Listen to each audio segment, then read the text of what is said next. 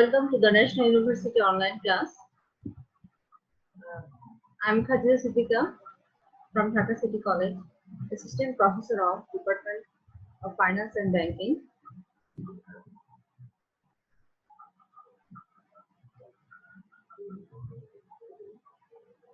Our name of course is Financial Analysis and Control, lecture number 7.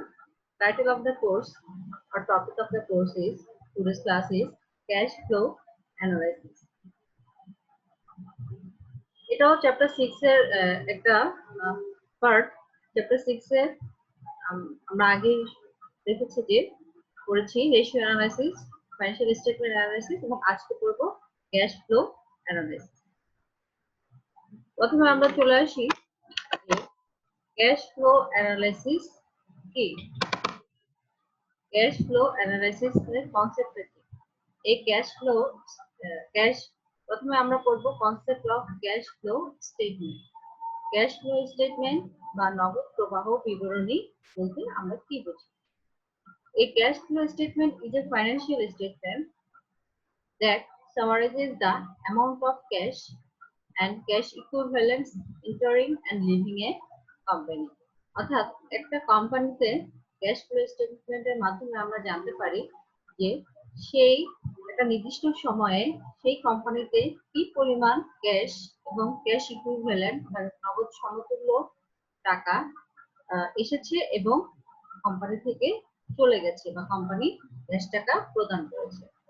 The cash flow statement measures how well a company manages its cash position, meaning how well the company generates cash to pay its debt obligations and fund its operating expenses. অর্থাৎ cash flow স্টেটমেন্টের মাধ্যমে পরিমাপ করা যায় যে একটা company কতটা দক্ষতার সাথে সে তার নগদ টাকার লেনদেন সম্পাদন করতে পেরেছে।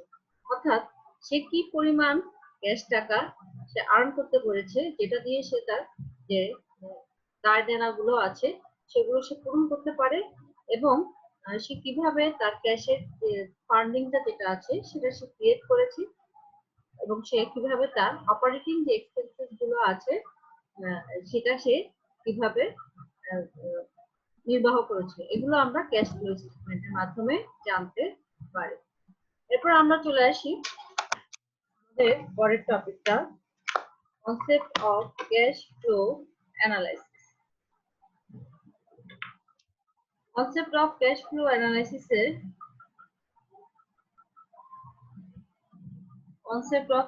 অ্যানালাইসিসে আমরা দেখতে পাচ্ছি যে ক্যাশ ফ্লো অ্যানালাইসিস কাকে বলে।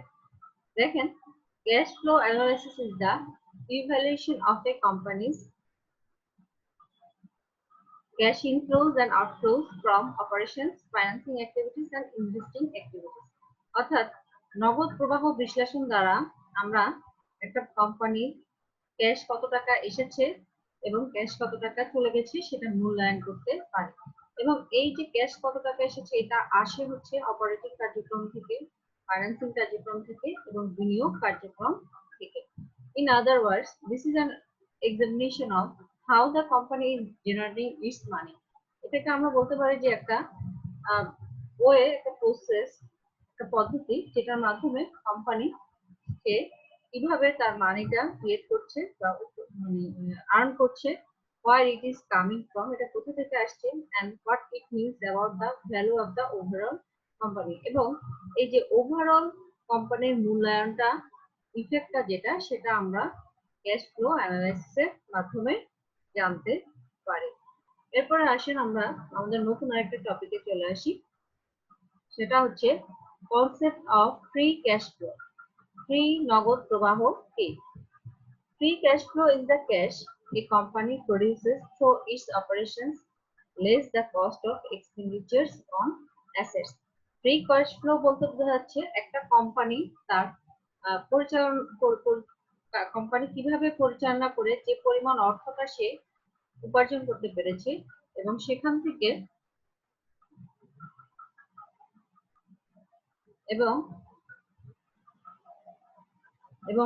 থেকে যে যে খরচগুলো আছে সেই খরচগুলো বাদ দিয়ে। এই খরচটা হতে পারে অ্যাসেটের, ফিক্সড অ্যাসেটের কোথাও বিনিয়োগ করেছে, বা অ্যাসেটের উপরে যে খরচটা হয়েছে সেই কস্টটা বাদ দিয়ে একটা কোম্পানি তার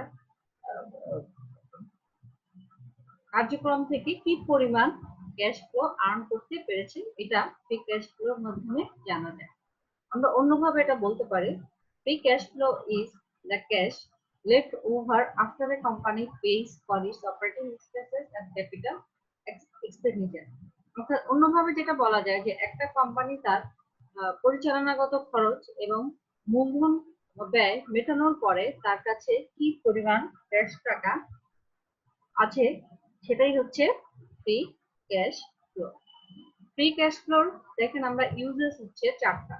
uses of free cash flow, অর্থাৎ এই ফ্রি ক্যাশ ফ্লোর টাকাটার ব্যবহার হয় কোন কোন খাতে। পে ইন্টারেস্ট অন ডেট, অর্থাৎ কোম্পানি যে অন্য জায়গা থেকে যে ধার নেয় বা কোম্পানির যে টাকা পাওনা থাকে সেটার উপরে যে সুদ হয় সেই সুদের টাকাটা দেওয়া হয় ফ্রি ক্যাশ ফ্লো থেকে। Pay back principal on debt, অর্থাৎ শুধুমাত্র ঋণের সুদই পরিশোধ করা হয় না ফ্রি ক্যাশ ফ্লো দিয়ে, ফ্রি ক্যাশ ফ্লোর মাধ্যমে ঋণের টাকাও পরিশোধ করা হয়, অর্থাৎ আসল যে টাকাটা কোম্পানি ঋণ হিসেবে নেয় সেটাও পরিশোধ করা হয়। 3 নম্বর দেখেন পে ডিভিডেন্ড, অর্থাৎ শেয়ার হোল্ডারদের লভ্যাংশ প্রদান করে ফ্রি ক্যাশ ফ্লোর টাকাটার মাধ্যমে। বাইব্যাক, 4 নম্বর হচ্ছে বাইব্যাক স্টক, অর্থাৎ কোম্পানি যদি স্টক বা শেয়ার রিপারচেজ করতে চায়, এই রিপারচেজের টাকাটা ক্ষেত্রে ফ্রি ক্যাশ ফ্লোটা ইউজ হয়। এখন আসেন যে রিপারচেজ, স্টক রিপারচেজ বা বাইব্যাক স্টকটা হচ্ছে কোম্পানি যখন তার মূলধন গঠন করে, আমরা এটা নিয়ে একটু আলোচনা করি। যখন কোম্পানি মূলধন গঠন করে তখন শেয়ার ইস্যু করে এবং কোম্পানির কাছে টাকা আসে। শেয়ার ইস্যু করে বলতে শেয়ার সার্টিফিকেট যারা শেয়ারটা কিনে নেয় তাদেরকে দেয় এবং কোম্পানি তার বিনিময়ে টাকা পায়। আর যখন কোম্পানি রিপারচেজ করে তখন কি হয়, তখন কোম্পানিকে টাকা দিয়ে দিতে হয় এবং কোম্পানি স্টক গুলো বা শেয়ার সার্টিফিকেট গুলো নিজেদের কাছে নিয়ে আসে। এই যে কোম্পানির কাছ থেকে যে স্টক পারচেজ রিপারচেজ করার সময় যে টাকাটা দিতে হয় সেই টাকাটা আসে থেকে ফ্রি ক্যাশ ফ্লোর যে অ্যামাউন্টটা থাকে সেখান থেকে কোম্পানি বাইব্যাক করে থাকে। এরপর আমরা চলে যাব mathematical problem and solution. Mathematical problem and সলিউশনে আমরা প্রথমেই যে অঙ্কটা করব বা ম্যাথমেটিক্যাল প্রবলেম এন্ড সলিউশনে যাওয়ার আগে আমরা এখানে কিছু ফর্মুলা আছে সেই ফর্মুলাগুলো একটু দেখে নিই। দেখেন ফ্রি ক্যাশ ফ্লোর এখানে কয়টা সূত্র আছে, 5টা সূত্র আছে। 5টা সূত্র দিয়েই আমরা 5 ভাবে একটা কোম্পানির ফ্রি ক্যাশ ফ্লোটা নির্ণয় করতে পারি। দেখেন ফ্রি ক্যাশ ফ্লোর প্রথম সূত্র যেটা দেয়া আছে সেটা হচ্ছে net dividends to shareholders plus net payments to debt holders and issuer, অর্থাৎ শেয়ার হোল্ডারদেরকে কত টাকা লভ্যাংশ হিসেবে পরিশোধ করেছে সেটা এবং ডেট হোল্ডারদের কে কত টাকা নেট পে করেছে সেটা যোগ করলে যে টাকাটা পাওয়া যায় সেটাকে আমরা বলতে পারবো free cash flow. Free cash flow বের করার আরো কিছু সূত্র আছে। দেখেন operating income minus change in net operating asset, অর্থাৎ একটা কোম্পানি অপারেটিং ইনকাম যেটা আছে সেখান থেকে যখন change in net operating asset বাদ দিব তখন আমরা এই ফ্রি ক্যাশ ফ্লোটা সেভাবেও পেতে পারি। এভাবে 3, 4, 5 এখানে এই চ্যাপ্টারে আমরা প্রথম সূত্রটা এবং 4 নাম্বার সূত্রটা দিয়ে আমরা 4 নাম্বার সূত্র এবং 5 নাম্বার সূত্র ব্যবহার করে আমরা কি করব, অঙ্ক করব বা ফ্রি ক্যাশ ফ্লো বের করব। দেখেন এজন্য আমরা 4 নাম্বার এবং 5 নাম্বার সূত্রটা দেখি। সেটা হচ্ছে যে change in net financial asset minus net financial income plus net dividend, অর্থাৎ এই যে change in net financial asset, অর্থাৎ ফাইন্যান্সিয়াল অ্যাসেটের যে পরিবর্তনটা হয়েছে সেখান থেকে যখন নেট ফাইন্যান্সিয়াল ইনকাম এবং নেট ডিভিডেন্ডটা বাদ দিব আমরা ফ্রি ক্যাশ ফ্লোটা পেয়ে যাব। ফ্রি ক্যাশ ফ্লো আমরা আরো একভাবে পেতে পারি। দেখেন net financial expense minus change in net financial obligation plus net dividend, এটা এই ইকুয়েশনের মাধ্যমেও আমরা আমাদের ফ্রি ক্যাশ ফ্লোটা আমরা পেতে পারি। এরপর আসুন আমরা আমাদের অঙ্কে চলে আসি। প্রবলেম 7 আমরা বই ফলো করছি নাজিম পাবলিকেশনস এর। নাজিম পাবলিকেশনস এর যে বইটা আছে আমরা সেই বইটা ফলো করছি। দেখেন, a firm generated 143 million in free cash flow and paid a net dividend of 49 million to shareholders. একটা company 143 million dollar free cash flow অর্জন করতে পেরেছে এবং তারা নেট ডিভিডেন্ড দিয়েছে 49 million. How much was paid to debt holders and debt issuers, এবং জানতে চাচ্ছি যে ডেট হোল্ডারদের এবং ডেট ইস্যু যারা করেছে তাদেরকে কোম্পানি কত টাকা পরিশোধ করেছে। আমরা প্রথম ইকুয়েশনটা ফর্মুলার প্রথম ইকুয়েশনটাই এটা করেছিলাম যে ফ্রি ক্যাশ ফ্লো সমান সমান dividend plus paid to debt holder and issuer. Free cash flow দেওয়া আছে 143 মিলিয়ন ডলার, ডিভিডেন্ড দেওয়া আছে 49 মিলিয়ন ডলার এবং আমরা পেড টু ডেট হোল্ডার এবং ইস্যুয়ার পেয়ে যাব 94 মিলিয়ন ডলার। এরপরে আমরা প্রবলেম 8 এ চলে আসি। প্রবলেম 8 কি বলছে দেখি। A firm paid a dividend to shareholders of 162 million. একটা ফার্ম শেয়ার হোল্ডারদের 162 মিলিয়ন ডলার ডিভিডেন্ড হিসেবে পরিশোধ করছে এবং রিপারচেজ করেছে 53 মিলিয়ন ডলারের স্টক। এখানে কোম্পানি নতুন কোনো শেয়ার ইস্যু করে নাই। The firm received net cash of 86 million from debt financing transaction. Company debt financing ট্রানজাকশনের মাধ্যমে আরো 86 মিলিয়ন ডলার কি করেছে, ক্যাপিটাল ফর্মেশনের জন্য 86 মিলিয়ন ডলার তারা নিয়েছে। What was it's free cash flow, এই কোম্পানির ফ্রি ক্যাশ ফ্লো কত। দেখেন এখানে আমরা সূত্রে চলে যাই। ফ্রি ক্যাশ ফ্লো সমান সমান ডি প্লাস এফ। ডি দ্বারা বোঝানো হচ্ছে নেট ডিভিডেন্ড। নেট ডিভিডেন্ড বের করার ক্ষেত্রে আমরা এখানে কিছু ব্যাপার স্যাপার আছে যে শেয়ার ইস্যু করেছে কোম্পানি, শেয়ার ইস্যু করে নাই, ডিভিডেন্ড ইস্যু করেছে এবং কোম্পানি কি করেছে, শেয়ার রিপারচেজ করেছে। দেখেন শেয়ার ইস্যু তাহলে 0, ডিভিডেন্ড কি হচ্ছে, শেয়ার ইস্যুর আগে মাইনাস দেওয়া আছে কেন, কারণ কোম্পানি শেয়ার ইস্যু করলে কোম্পানির কি শেয়ার ইস্যু করলে কোম্পানির ফ্রি ক্যাশ ফ্লোটা কি হবে, মাইনাস হবে। এখন দেখেন শেয়ার ইস্যু হচ্ছে 0, ডিভিডেন্ড দেওয়া আছে 162 মিলিয়ন ডলার এবং শেয়ার রিপারচেজ করেছে 53 মিলিয়ন ডলারের। তাহলে নেট ডিভিডেন্ড কোম্পানির কত, 215 million dollar. Net dividend 215 million dollar minus 86। এখানে আমরা 86 কেন দিয়েছি, এখানে আমরা 86 দিয়েছি, আমরা জানি তো ফ্রি ক্যাশ ফ্লো থেকে আমরা ডেট হোল্ডারদের টাকা পরিশোধ করি, ঠিক আছে। এখন এখানে তো টাকা পরিশোধ করা হয়ই নেই, ওটা কি হয়েছে, ওটা ডেট ফাইন্যান্সিং এর মাধ্যমে কোম্পানির কাছে টাকা আরো এসেছে। অর্থাৎ এই যে ক্যাপিটাল বাবদ যে 86 মিলিয়ন টাকা, এই টাকাটা ফ্রি ক্যাশ ফ্লোর মধ্যে আছে। কাজেই আমাদের এটা ফ্রি ক্যাশ ফ্লো ক্যালকুলেশনের সময় এটা কি করে দিতে হবে, এটা বাদ দিয়ে দিতে হবে এবং এটা বাদ দিয়ে দিলে আমরা পাচ্ছি 120 মিলিয়ন ডলার। এরপর আমরা আমাদের 10 নম্বর অঙ্কে চলে আসি। দেখেন 10 নম্বর অঙ্কটা কিভাবে। The following information is for a firm that has net debt on its balance sheet. অর্থাৎ ব্যালেন্স শিটের নিচে তথ্যগুলো দেয়া আছে। Common share holder equity December 31, 2005, অর্থাৎ beginning common share holder equity দেয়া আছে 174.8 মিলিয়ন ডলার। কমন ডিভিডেন্ড দেয়া আছে 2006 সালে 8.3 million dollar. Issuance of common share on December 31, 2006, একদম লাস্ট ডেটের দিকে দেখেন ইস্যু করা হয়েছে share 34.4 million dollar.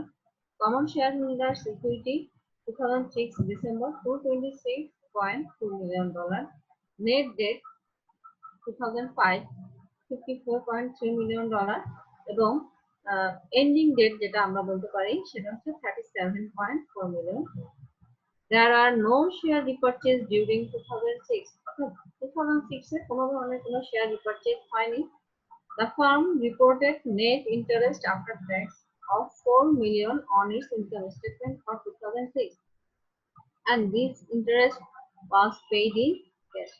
Firm report করেছে তার 2006 সালের ইনকাম স্টেটমেন্টে যে তাদের নেট ইন্টারেস্ট আফটার ট্যাক্স হচ্ছে 4 মিলিয়ন ডলার এবং এই ইন্টারেস্টের টাকাটা তারা ক্যাশে প্রদান করেছে।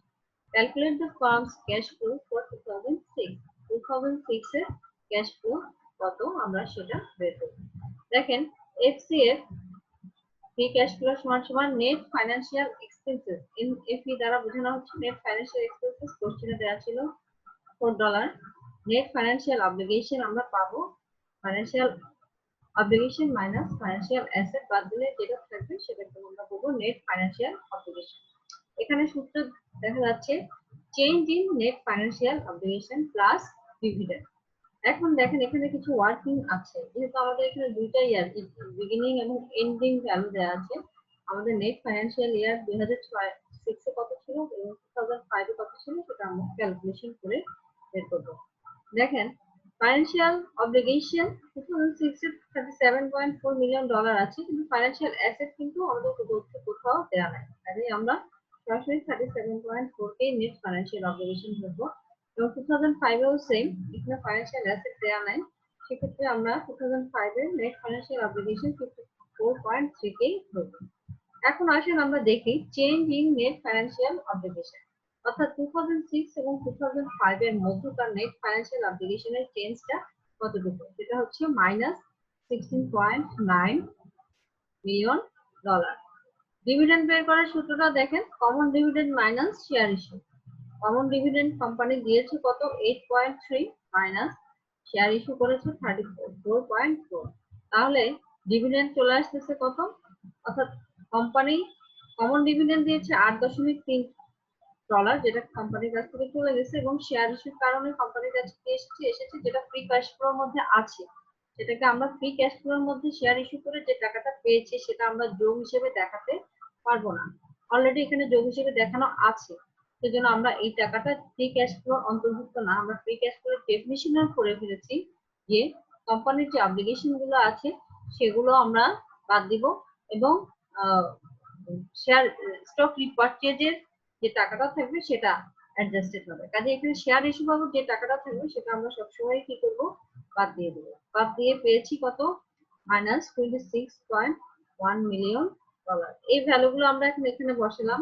নেট ফাইন্যান্সিয়াল এক্সপেন্সেস 4 প্লাস, এখানে দেখেন নেট ফাইন্যান্সিয়াল অব্লিগেশন আমাদের এখানে ছিল মাইনাস ফিগারে, মাইনাসে এখানে প্লাস হয়ে গেছে, এবং ডিভিডেন্ড এখানে মাইনাস ছিল, প্লাসে মাইনাস হয়ে 26.1 মিলিয়ন হয়েছে, এবং ফ্রি ক্যাশ ফ্লো এই কোম্পানির আমরা পাচ্ছি -$5.2 মিলিয়ন। আমরা এখন 15 নম্বর অঙ্কে চলে আসবো। দেখেন আমাদের 15 নম্বর অঙ্কে কি দেয়া আছে। 15 নম্বর অঙ্কে দেয়া আছে consider the following comparative balance sheet for the Avril company. Avril company নিচে দিয়েছে একটা কম্পারেটিভ ব্যালেন্স শিট দিয়েছে। আভরিন কোম্পানি 2007 সালে অপারেটিং ক্যাশ কত ছিল এবং 2006 সালে অপারেটিং ক্যাশ কত ছিল, অ্যাকাউন্টস রিসিভেবল কত ছিল, ইনভেন্টরি কত ছিল, ল্যান্ড কেমন ছিল, প্ল্যান্ট অ্যাসেট কত ছিল, এবং অ্যাকুমুলেটেড ডেপ্রিসিয়েশন দেয়া আছে। দেখেন 2006 সালে অ্যাকাউন্ট রিসিভেবল ছিল না, ইনভেন্টরি ছিল না, এবং ডেপ্রিসিয়েশন ছিল না। অ্যাকাউন্টস পেয়েবল 2006 সালে ছিল না, কিন্তু 2007 সালে আমরা দেখতে পাচ্ছি সেটা $25,000 মিলিয়ন। ক্যাপিটাল দুটো বছরই সেম আছে। The company paid a dividend of $150 lakh during 2007. Company dividend pay করেছে $1,50,000, এবং এখানে কোনো there are no equity contributions or stock repurchase, এখানে মানে কোনো ধরনের কোনো শেয়ার রিপারচেজও হয় নাই, আবার শেয়ার ইস্যুও করা হয় নাই, সেজন্য এটাকে বলা হচ্ছে there are no equity contribution। বের করতে বলেছে calculate free cash flow generated during 2007, 2007 সালের ফ্রি ক্যাশ ফ্লো কত সেটা বের করতে বলা হয়েছে। রিটার্নের বিতে বলা হচ্ছে what did the increase in cash come from, এখানে যে ক্যাশের পরিমাণটা যে বেড়েছে দেখেন 2006 ছিল 50,000, 2007 হয়েছে 4,35,000। এই যে ডিফারেন্সটা হয়েছে, এই ডিফারেন্সটা কেন হয়েছে, এই ক্যাশ টাকাটা যে বেড়েছে কিভাবে এসেছে, রিকোয়ারমেন্টস জানতে চাচ্ছে। How would your calculation is part A change if the firm investment in short-term deposit rather than paying a dividend? আসেন আমরা এখন আমাদের সলিউশনে চলে যাই। আমাদের প্রথম সলিউশনে বলেছিল ফ্রি ক্যাশ ফ্লো বের করতে। ফ্রি ক্যাশ ফ্লো বের করার জন্য দেখেন লিখেছে Since there is no debt or financial asset, the free cash flow will be dividend plus paid to debt holder and issuer. Dividend lakh ছিল এবং paid to debt holder এবং issuer ছিল না কোনো টাকা, কাজে free cash flow 1,50,000 টাকা। এটা আমরা অল্টারনেটিভ আরেকটা সলিউশন দিয়ে করতে পারি, আমরা সেটাতে না যাই, আমরা প্রথমটা দিয়েই করব। রিকোয়ারমেন্ট বি বলেছে যে এই ক্যাশটা যে বৃদ্ধি পেয়েছে সেটা কোথা থেকে এসেছে, সেটা আমরা এখন দেখছি। দেখেন,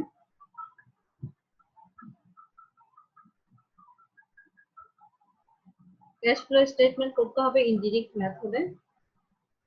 ক্যাশ ফ্লো স্টেটমেন্ট যাওয়ার আগে ইনডিরেক্ট মেথডে কিছু নিয়ম আমি আপনাদের বলে দিচ্ছি।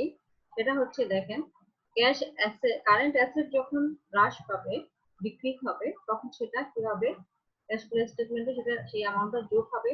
এবং কারেন্ট অ্যাসেট যখন ইনক্রিজ হবে, সেই আইটেমটার টাকাটা যেটা থাকবে সেটা বিয়োগ হবে। কারেন্ট লায়াবিলিটি যখন কমে যাবে তখন সেটা মাইনাস হবে, এবং কারেন্ট লায়াবিলিটি যখন বৃদ্ধি পাবে তখন সেটা প্লাস হবে। এবং ফিক্সড অ্যাসেট বিক্রি করে কোম্পানি যদি কোনো গেইন হয় সেটা বিয়োগ হয়, এবং ফিক্সড অ্যাসেট বিক্রি করে যদি কোম্পানির কোনো লস হয় সেটা যোগ হয় ক্যাশ ফ্লো স্টেটমেন্টের সময়, cash flow calculation of cash flow স্টেটমেন্টের সময়। ক্যাশ ফ্লো স্টেটমেন্টে আমরা অঙ্কটা তিনটা পার্টের মাধ্যমে করতে হয়। একটা হচ্ছে অপারেটিং অ্যাক্টিভিটিস, একটা হচ্ছে ইনভেস্টমেন্ট অ্যাক্টিভিটিস, একটা হচ্ছে ফাইন্যান্সিং অ্যাক্টিভিটিস। আমরা প্রথমে লিখতে হয় cash flow from operating activities. Operating activities থেকে ফার্মের নগদ প্রবাহ কত হয়েছে। ক্যাশ ফ্লো স্টেটমেন্টের প্রথম আইটেমটা হচ্ছে নেট ইনকাম। নেট ইনকাম এটা কোশ্চেনে দেওয়া আছে 1,50,000 টাকা। এখন আমরা অ্যাডজাস্ট করব যে adjustment to reconcile net income to net cash provided by operating activities. দেখেন, অ্যাকাউন্টস রিসিভেবল কিন্তু ছিল না, 2006 কিন্তু জিরো ছিল, 2007 হয়েছে কত, 40,000। এবং আমরা কি বলতে পারছি, তাহলে অ্যাকাউন্ট রিসিভেবল এবং ইনভেন্টরি দুটোই কি হয়েছে, বেড়েছে 40,000 এবং 1 লক্ষ করে। যেহেতু আমরা ক্যাশ ফ্লো স্টেটমেন্ট করার আগেই বলেছি যখন কারেন্ট অ্যাসেট আইটেম যখন বৃদ্ধি পাবে তখন সেটা কি হয়, মাইনাস হবে। এই জন্য মাইনাস হওয়ার হবে দেখি এগুলো আমরা দিয়েছি ফার্স্ট ব্র্যাকেট দিয়ে ক্লোজ করে দিয়েছি। এরপরে দেখেন, depreciation expenses 1 lakh, increase in account payable, চলতি দায় বৃদ্ধি পেয়েছে, এজন্য এটা আমরা যোগ করব। এবং net cash provided by operating activities, আমরা অপারেটিং অ্যাক্টিভিটিস থেকে দেখতে পাচ্ছি এই কোম্পানির নেট ক্যাশ হচ্ছে মাইনাস ফিগারে আছে 15,000। এরপরে আসেন আমরা ইনভেস্টমেন্ট অ্যাক্টিভিটিসে দেখি কি আছে। Cash flow from investment activities, sale of land, অর্থাৎ কোম্পানি সেল করেছে ল্যান্ড 4 লাখ টাকা, এবং কোম্পানি ইনভেস্টমেন্ট অ্যাক্টিভিটিস থেকে কোম্পানিতে এসেছে 4 লক্ষ টাকা। Cash flow from financing activities, financing activities থেকে কোম্পানির ক্যাশ ফ্লো কত এসেছে সেটা আমরা দেখি। পেমেন্ট অফ ডিভিডেন্ড, কোম্পানির কাছ থেকে চলে গেছে ডিভিডেন্ড, সেজন্য আমরা 1,50,000 টাকাটা বাদ দিয়ে দেখাবো। Net cash provided by investing activities, investment activity থেকে এসেছে কত, 1,50,000। এবং net increase in cash, increase বৃদ্ধি পেয়েছে কত, আমরা 2007 সালে দেখেছি সেটা কত, 3,85,000। এন্ড ক্যাশ এট 2006 এর বিগিনিং ব্যালেন্স কত ছিল, 50,000। এবং ক্যাশ এট 2007 এ ছিল কত, 4,35,000। এবং কোশ্চেনে ক্যাশ এট 2007 এর প্রথম আইটেমটা 4,35,000 ছিল, এবং আমরা ক্যাশ ফ্লো স্টেটমেন্টের মধ্যে যেই ক্যাশটা বের করব সেটা অবশ্যই 2007 সালের ক্যাশের সাথে মিলে যাবে। যদি এখানে 4,35,000 না আসতো তাহলে বুঝতে হতো যে আমাদের অঙ্ক ক্যালকুলেশনে কি আছে, ভুল আছে। এটা অবশ্যই আপনারা লক্ষ্য রাখবেন। এবং কোম্পানির বিগিনিং ক্যাশ ছিল 50,000, এন্ডিং ক্যাশ ছিল কত, 4,35,000। আর এই যে অপারেটিং, ইনভেস্টিং এবং ফাইন্যান্সিং অ্যাক্টিভিটিসের কারণে কোম্পানির নেট ক্যাশ ইনক্রিজ হয়েছে কত, 3,85,000। Thus the net increase in cash 3,85,000 come from operating activities, investing activities and financing activities. Requirement C তে দেখেন, no change The investment in short-term deposit is a financing activity, not an investment in operation. So free cash flow is not affected. অর্থাৎ free cash flow এখানে কি হবে না, প্রভাবিত হবে না.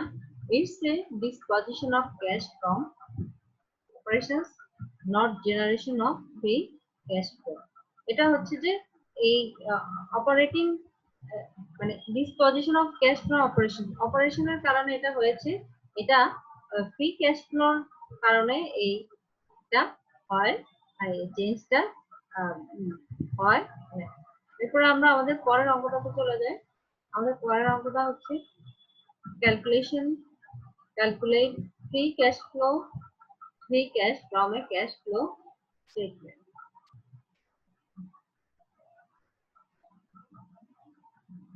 দেখেন এখানে কি দেয়া আছে, নেট ইনকাম দেয়া আছে, অ্যাক্রুয়াল দেয়া আছে, নেট ইনকামের অপারেশন থেকে ক্যাশ ফ্লো এসেছে যে দেয়া আছে 5270, এবং ইনভেস্টমেন্ট অ্যাক্টিভিটিস কিছু দেয়া আছে, প্রপার্টি এবং প্ল্যান্ট পারচেজ করেছে, এবং শর্ট টার্ম ইনভেস্টমেন্ট পারচেজ করেছে, এবং শর্ট টার্ম ইনভেস্টমেন্ট কিছু সেল করেছে।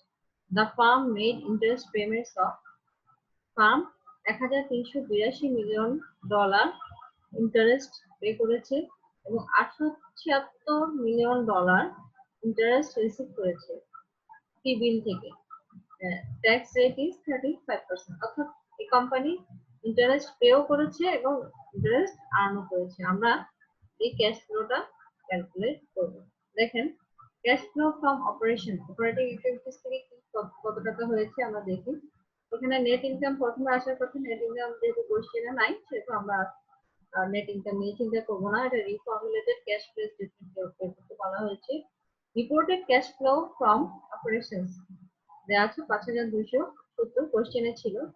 Tax payment on net financial expenses, tax pay করেছে কত, দেখেন 1342 টাকা কোম্পানি পরিশোধ করেছে এবং কোম্পানি সুদ হিসেবে আর্ন করেছে $876 মিলিয়ন। আর ট্যাক্স তার মানে আমরা ট্যাক্স এক্সেম্পশন পেয়েছি কত, ট্যাক্স এক্সেম্পশন 35% বাদ দিলে আমরা দেখতে পাচ্ছি tax payments on net financial expenses হচ্ছে $303 মিলিয়ন। তাহলে ক্যাশ ফ্লো ফ্রম অপারেশন হচ্ছে 5573। Cash investment in operation, cash investment কি করেছে, ক্যাশ ইন ইনভেস্টিং অ্যাক্টিভিটিস ছিল 6417, পারচেজ করেছে 4761, পারচেজ করেছে ক্যাশ টাকা চলে গেছে, এবং সেল করেছে $847 মিলিয়ন। আমরা ক্যাশ ইনভেস্টমেন্ট ইন অপারেশন পাচ্ছি $2203 মিলিয়ন এবং ফ্রি ক্যাশ ফ্লো পাচ্ছি $3370 মিলিয়ন। এরপরে আমরা পরের অঙ্কটাতে চলে আসি। পরের অঙ্কটা দেখেন যে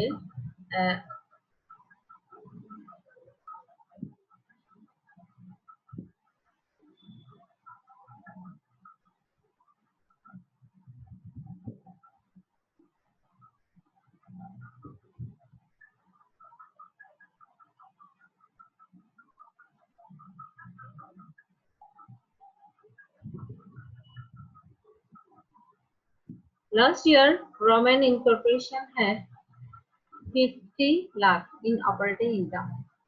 The company had a net depreciation expenses of 10 lakh and an interest expenses of 10 lakh.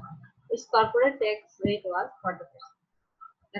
এখানে তথ্যগুলো দেওয়া আছে, ইবিআইটি দেওয়া আছে 50 লাখ, কোম্পানির ডেপ্রিসিয়েশন দেওয়া আছে, তারপরে ইন্টারেস্ট কোম্পানি পরিশোধ করেছে, ট্যাক্স রেট দেওয়া আছে, এবং নন ইন্টারেস্ট আর্নিং কারেন্ট অ্যাসেট হচ্ছে 1,40 লাখ টাকা, এবং নন ইন্টারেস্ট বেয়ারিং কারেন্ট লায়াবিলিটি হচ্ছে 40 lakh.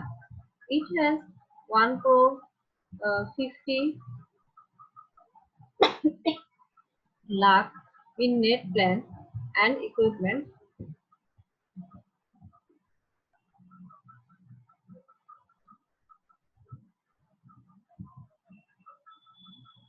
It estimates that it has an after-tax cost of capital of 10%. Assume that Roman's only non-cash item was depreciation. অর্থাৎ এখানে সবকিছুই ক্যাশে হচ্ছে, শুধু ডেপ্রিসিয়েশন যেটা সেটা হচ্ছে non cash item. What was the company's net income for the year? Company এবছরের net income কত, রিকোয়ারমেন্ট এতে জানতে চাচ্ছে। রিকোয়ারমেন্ট বি জানতে চাচ্ছে It was the company's net cash flow. কোম্পানির নেট ক্যাশ ফ্লো কত? রিকোয়ারমেন্টস কি জানতে চাচ্ছে? What is the companies net operating profit after taxes. আমরা এই তিনটা আগে করি, কারণ চারে যেহেতু কিছু তথ্য দেওয়া আছে, আমরা পরে আবার এখানে ফিরে আসবো রিকোয়ারমেন্ট করে। রিকোয়ারমেন্ট এর দেখেন আমরা বের করবো কোম্পানির নেট ইনকাম কত। কোম্পানির নেট ইনকাম বের করার জন্য আমরা দেখেন কি করব, অপারেটিং ইনকাম দেওয়া আছে 50 লাখ, জিএসটা বাদ দিব, সেটা ইবিটি মানে আর্নিং বিফোর ট্যাক্স, এবং আমরা ট্যাক্সটা বাদ দিব 40%, কত হচ্ছে নেট ইনকাম পাচ্ছি আমরা 24 লাখ। রিকোয়ারমেন্ট বি বলছে calculate company's net cash flow. Net cash flow বের করব। নেট ক্যাশ ফ্লো বের করার আগে আমরা এই সূত্রটা ব্যবহার করব, net income plus depreciation expense. Net income 24 lakh আমরা এখান থেকে পেয়েছি, ডেপ্রিসিয়েশন ভ্যালুটা অঙ্কের তথ্য ছিল সেটা থেকে পেয়েছি, এবং আমরা নেট ক্যাশ ফ্লো পেয়ে যাচ্ছি 34 lakh. Requirement C calculate company's net operating profit after taxes. অর্থাৎ ইবিআইটি যেটা পেয়েছি সেখান থেকে আমরা যদি ট্যাক্স রেটটা বাদ দেই তাহলে আমরা আফটার ট্যাক্স নেট প্রফিটটা পেয়ে যাব 30 লাখ মিলিয়ন ডলার। তারপরে দেখেন রিকোয়ারমেন্ট সি, এটা রিকোয়ারমেন্ট সি হবে না, এটা রিকোয়ারমেন্ট ডি হবে। রিকোয়ারমেন্ট ডি তে যাওয়ার আগে আমরা আমাদের প্রিভিয়াস তথ্যগুলো একটু পড়ে নিই। রিকোয়ারমেন্ট ডি বলছে if capital in the previous year was 2 crore 40 lakh, অর্থাৎ যদি গত বছরের ক্যাপিটাল 2 কোটি 40 লক্ষ টাকা হয়, ডলার হয়, what was the company's free cash flow for the year? এই বছরের কোম্পানির ফ্রি ক্যাশ ফ্লো কত? ফ্রি ক্যাশ ফ্লো কত এখানে দেখেন, NOPAT মানে হচ্ছে net operating profit after taxes minus net investment in operational capital. দেখেন এটা তো আমরা এখান থেকেই পেয়েছি 30 লাখ, মাইনাস এই যে 1 কোটি 40 লাখ, এটা হচ্ছে গত বছরের ক্যাপিটাল, সেখান থেকে আমরা 40 লাখ টাকা কি করব, বাদ দিব, এবং এই যে 1 কোটি 50 লাখ যেটা সেটা আমরা যোগ করব, এবং 2 crore 40 লাখ টাকাটা বাদ দিলে আমরা পাবো net investment in operating capital. এই যে এই ভ্যালুগুলো আমরা সব পেয়েছি আমাদের কোশ্চেনের তথ্যের মধ্যে দেয়া ছিল। দেখেন এই যে 1 কোটি 40 লাখ, তারপরে 40 লাখ, তারপরে এই যে 2 কোটি 40 লাখ, এগুলো আমরা কোশ্চেনে দেয়া ছিল, এগুলো আমরা পুট করে আমরা পেয়ে যাচ্ছি কত, দেখেন ফ্রি ক্যাশ ফ্লো পাচ্ছি 20 লাখ ডলার। রিকোয়ারমেন্ট বি জানতে চাচ্ছি calculate company's economic value added বা ইভা। ইকোনমিক ভ্যালু অ্যাডেড এর সূত্রটা হচ্ছে এটা, earning before interest and taxes into 1 minus tax rate minus total capital into after tax cost of capital. দেখেন এই যে ইবিআইটি এটা আমাদের কোশ্চেনেই ছিল 50 লাখ, ট্যাক্স রেট 40% সেটাও ছিল, টোটাল ক্যাপিটাল, এই যে টোটাল ক্যাপিটাল সেটাও আমাদের আছে, এই যে টোটাল ক্যাপিটালটা আমরা এখান থেকে পেয়েছি 1 crore 40 lakh minus 40 lakh plus 1 crore 50 lakh, এই 2 crore 50 লাখ টাকাটা আমরা এখান থেকে পেয়েছি, ঠিক আছে, এটাকে বলা হচ্ছে টোটাল ক্যাপিটাল, এবং cost of capital after tax কত 10%। তারপরে আমরা ইভা পেয়ে যাচ্ছি 5 লাখ ডলার। এরপরে আমরা আমাদের পরের অঙ্কটাতে চলে আসি। আমাদের পরের অঙ্কটা হচ্ছে calculate free cash from a cash flow statement. Cash flow statement থেকে ফ্রি ক্যাশ ফ্লোটা বের করতে হবে। নেট ইনকাম দেওয়া আছে, তো ওটা তো আমরা করেছি। আমরা এখন চলে যাব পরের অঙ্কটাতে। দুটি কোম্পানির ইনডিরেক্ট মেথডে কম্পারেটিভ ব্যালেন্স শিট দেওয়া আছে 2015 সালের 31শে ডিসেম্বরে, 2014 এবং 15 সালের ভ্যালুগুলো দেওয়া আছে, অ্যাসেট দেওয়া আছে, ক্যাশ এবং অ্যাকাউন্টস রিসিভেবল দেওয়া আছে, ইনভেন্টরি দেওয়া আছে, এবং এইগুলো করার সময় আমরা দেখে নেব যে কোন কোন আইটেমটা বেড়েছে এবং কমেছে। ক্যাশ বেড়েছে, অর্থাৎ এন্ডিং ক্যাশ ব্যালেন্স হচ্ছে 92,700, যেটা বিগিনিং এ ছিল 47,650। ইনভেন্টরি দেখেন বেড়েছে, অ্যাকাউন্টস রিসিভেবলও বেড়েছে, ইনভেস্টমেন্ট কমেছে, তার মানে সেল করে দিয়েছে, ল্যান্ড অ্যাসেট সেটাও বেড়েছে মানে ক্রয় করেছে, অ্যাকুমুলেটেড ডেপ্রিসিয়েশন সেটাও বেড়েছে।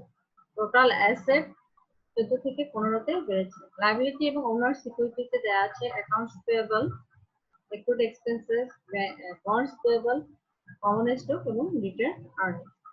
এখন দেখেন দুটি কোম্পানির ইনকাম স্টেটমেন্ট দেওয়া আছে, সেল দেওয়া আছে, gain on sell of land asset দেওয়া আছে এবং cost of goods sold, operating expenses, depreciation expenses, income tax এবং ইন্টারেস্ট এক্সপেন্সেস দেওয়া আছে। নেট ইনকাম দেওয়া আছে 1,32,210। এডিশনাল ইনফরমেশন দেওয়া আছে যে নতুন প্ল্যান কিনেছে 92,000 টাকার, এই বছরে ইনভেস্টমেন্ট সেল করা হয়েছে, যেটা আমরা দেখলাম যে কমে গেছে। প্ল্যান 47,000 টাকায় সেল করা হয়েছে।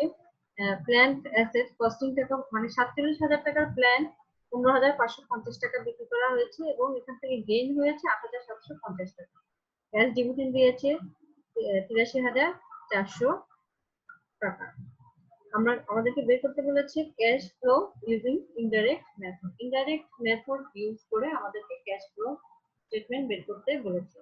দেখেন নেট ইনকাম এটা কোশ্চেনে দেয়া ছিল। এখন আমরা অপারেটিং অ্যাক্টিভিটিস থেকে কোম্পানির ক্যাশ ফ্লো কত হয়েছে সেটা দেখবো। ডেপ্রিসিয়েশন এক্সপেন্সেস এটা কোশ্চেনে দেয়া ছিল। প্ল্যান্ট অ্যাসেট বিক্রি করে কোম্পানির গেইন হয়েছে 8,750। আমি আপনাদের আগেই বলেছি যখন ফিক্সড অ্যাসেট বিক্রি করে গেইন হবে সেটা কি দিতে হবে, ক্যাশ ফ্লো স্টেটমেন্ট করার সময় সেটা বাদ দিতে হবে। অ্যাকাউন্টস রিসিভেবল বৃদ্ধি পেয়েছে 33,800, সেটাও কারেন্ট অ্যাসেট যেহেতু বৃদ্ধি পেয়েছে এটা বাদ দিতে হবে। ইনভেন্টরি বৃদ্ধি পেয়েছে সেটা বাদ দিতে হবে। অ্যাকাউন্টস পেয়েবল বৃদ্ধি পেয়েছে সেটা যোগ করতে হবে এবং accrued expenses payable সেটা কমে গেছে, এটা বাদ দিতে হবে। এবং আমরা অপারেটিং অ্যাক্টিভিটিস থেকে দেখেন নেট ক্যাশ পাচ্ছি 1,22,800 টাকা। এখন ইনভেস্টমেন্ট অ্যাক্টিভিটিস থেকে আমাদের ক্যাশ কত এসেছে সেটা আমরা একটু দেখি। প্ল্যান অ্যাসেট পারচেজ করেছে 92,000 টাকা, যেহেতু পারচেজ করেছে ক্যাশ টাকা চলে গেছে। সেল করেছে 15,550, সেটা একটা লাভ। গেইন হয়েছে সেল অফ ইনভেস্টমেন্ট 87,000 ছিল 2014-তে, 15-তে 84,500 হয়েছে, তার মানে বিক্রি করে দিয়েছে 2,500 টাকা। এবং ইনভেস্টমেন্ট অ্যাক্টিভিটি থেকে কোম্পানি নেট ক্যাশ পাচ্ছে 73,950 টাকা এবং এটা কিন্তু মাইনাস ফিগারে দেওয়া আছে। Cash flow from financing activity, dividend pay করেছে, বন্ড ইস্যু করেছে 23,000, কমন স্টক বন্ড ইস্যু করেছে। আমরা এটা বুঝবো কিভাবে, দেখেন 2014 সালে ছিল 70,000 টাকা, 2015 সালে দেখাচ্ছে বন্ড 1 লক্ষ টাকা। তার মানে এই যে 30,000 টাকার যে ডিফারেন্স, এটা কি হয়েছে, 30,000 টাকাটা কোম্পানিতে এসেছে এবং কোম্পানিতে বন্ড বাবদ যখন 30,000 টাকা এসেছে তার মানে আমরা ধরে নিব যে কোম্পানি বন্ড ইস্যু করে 30,000 টাকা মূলধন বাড়িয়েছে। কমন স্টকের ক্ষেত্রে সেরকম যে 2 লাখ ছিল 2.5 লাখ হয়েছে, তার মানে কোম্পানি কমন স্টক ইস্যু করেছে 50,000 টাকা। তাহলে ফাইন্যান্সিং অ্যাক্টিভিটি থেকে আমরা পাচ্ছি 3,400। Net increase in cash, cash বৃদ্ধি পেয়েছে দেখেন, অর্থাৎ এই যে নেট ইনক্রিজ ইন ক্যাশটা আমরা পাই হচ্ছে বিগিনিং এবং এন্ডিং এই ক্যাশ ব্যালেন্স দেয়া আছে দুইটার ডিফারেন্স। ডিফারেন্স হচ্ছে কত, ডিফারেন্স হচ্ছে 45,450। Beginning cash beginning of period cash টাকা ছিল 47,250 টাকা এবং এন্ডিং ছিল 92,700 টাকা। এই দুটো ডিফারেন্সটা হচ্ছে নেট ইনক্রিজিং ক্যাশ 45,450 টাকা। এবং at the end of the period cash balance 92,700। এটা আমাদের কোশ্চেনের সাথে মিলেছে কিনা দেখেন, এই যে 92,700, এটা যখন মিলে যাবে তখন বুঝতে হবে আমাদের অঙ্কটা হয়েছে। যদি এখানে 92,700 না আসতো তখন আমরা বুঝতে পারতাম যে আমাদের অঙ্কটা হয়নি। এর মধ্যে দিয়ে আমরা শেষ করছি আমাদের এই অঙ্কটা এবং আমরা চ্যাপ্টার 6 শেষ করলাম আজকের ক্লাসে। আশা করি যে ক্যাশ ফ্লো সম্পর্কিত ক্যাশ ফ্লো স্টেটমেন্টের অ্যানালাইসিস সম্পর্কিত কোনো সমস্যা আপনাদের আর থাকবে না। আপনারা ক্লাসটা ভালোভাবে বুঝতে পেরেছেন। আমরা নেক্সট ক্লাসে নেক্সট চ্যাপ্টারে চলে যাব। আশা করি ভালো থাকবেন সেই সময় পর্যন্ত, তখন দেখা হবে। আল্লাহ হাফেজ, ভালো থাকুন।